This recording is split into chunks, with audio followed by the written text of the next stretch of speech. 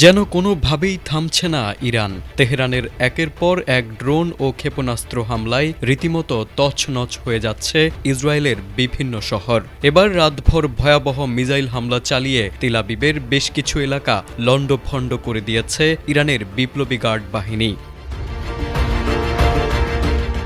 ইরানের নতুন খামেনির নির্দেশে এই শক্তিশালী হামলায় ইতোমধ্যেই ইসরায়েলের আয়রন ডোম এবং ডেভিড স্লিংয়ের মতো প্রধান আকাশ প্রতিরক্ষা ব্যবস্থাগুলো ধ্বংস হয়ে গেছে। ইরানি বাহিনীর দাবি, এবার রাতভর হামলায় ইসরায়েলের আগাম সতর্ক ব্যবস্থাও গুড়িয়ে দেওয়া হয়েছে। ফলে কোনো প্রতিরোধ ছাড়াই ক্ষেপণাস্ত্রগুলো আঘাত হানছে নির্দিষ্ট লক্ষ্যবস্তুতে।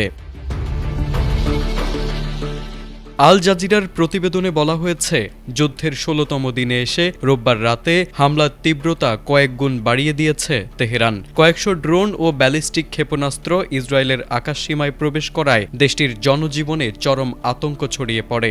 বিশেষ করে দেশটির প্রধান শহর তেল আবিবের বেশ কিছু এলাকায় ক্ষেপণাস্ত্র আঘাত হানার খবর পাওয়া গেছে।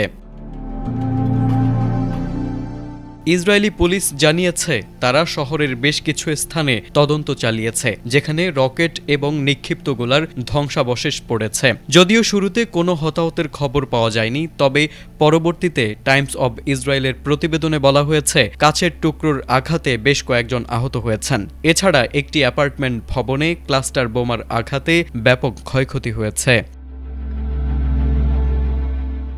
বর্তমানে ইসরায়েলের কেন্দ্রীয় শহরগুলোতে ক্ষয়ক্ষতির চিহ্ন স্পষ্ট।